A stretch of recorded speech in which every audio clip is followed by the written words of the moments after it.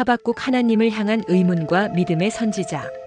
하박국은 이스라엘에서 활동한 선지자였습니다. 그의 예언서에서 우리는 하나님과의 대화, 의문, 그리고 믿음의 회복을 볼 수 있습니다.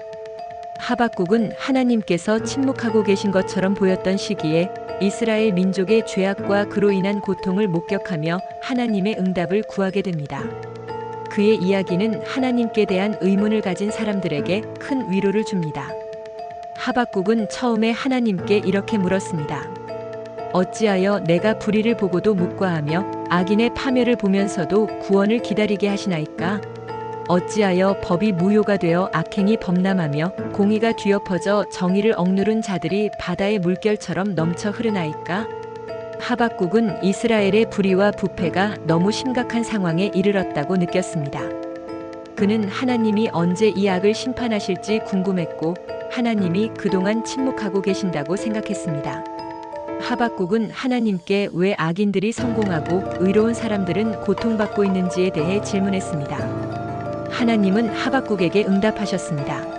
하나님은 하박국에게 그가 계획하고 있는 일들을 말씀하셨습니다. 하나님은 악인들을 심판하실 것이며 그 심판이 반드시 이루어질 것임을 확신시켜 주셨습니다.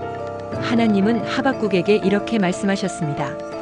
보라, 이 교훈은 정확하게 이루어질 것이다. 기다리면 반드시 이루어질 것이다.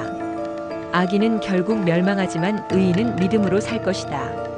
하박국은 하나님이 악인을 심판하고 의인을 구원하실 것이라는 것을 이해하였지만 그가 그 사실을 완전히 받아들이기 어려운 상태였습니다. 하박국은 여전히 마음속에서 하나님의 공의와 신뢰에 대해 의문을 가졌고 그가 본 현실과 하나님이 하신 말씀 사이에서 갈등을 느꼈습니다. 하지만 하나님은 하박국에게 그가 눈으로 보기에는 즉시 이루어지지 않는 일들이지만 하나님의 계획 속에서 반드시 하나님이 하시는 일이 시간 속에서 이루어질 것이라고 말해주셨습니다. 하박국은 그 이후로 하나님의 말씀을 믿고 기다리기로 결단했습니다. 하박국은 하나님의 응답을 받은 후 하나님을 향한 믿음과 신뢰를 다시 한번 다졌습니다. 그가 하나님께 기도하며 찬양할 때 그 기도는 하나님에 대한 믿음의 고백으로 가득 차 있었습니다. 하박국은 하나님께 이렇게 말하며 믿음을 표현했습니다. 여호와는 나의 힘이시라. 내 발을 사슴과 같이 만들어 높은 곳에 다니게 하시리라. 하박국은 하나님을 향한 신뢰를 완전히 회복했고 그로 인해 그의 마음은 평안과 기쁨으로 가득 차게 되었습니다. 그는 하나님이 약속하신 대로 반드시 악인에게 심판이 임할 것을 믿었으며 하나님의 계획은 변함이 없고 반드시 이루어질 것임을 확신하게 되었습니다. 하박국의 이야기에서 우리는 하나님의 응답을 기다리며 신뢰하는 법을 배울 수 있습니다. 비록 우리가 이해하지 못하는 일이 많고 악이 판치는 세상 속에서 의롭게 살아가기가 어려워 보일지라도 하나님은 우리의 모든 고통을 아시고 정해진 시간에 맞춰 자신의 뜻을 이루어 가십니다.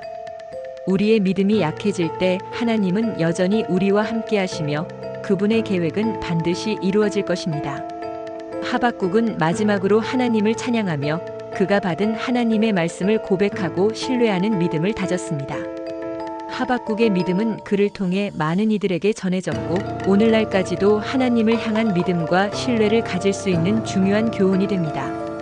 이야기는 여기서 끝입니다.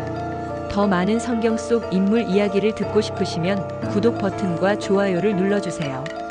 다음번에는 다른 성경 속 인물의 이야기로 찾아뵙겠습니다. 늘 주님이 함께 하십니다.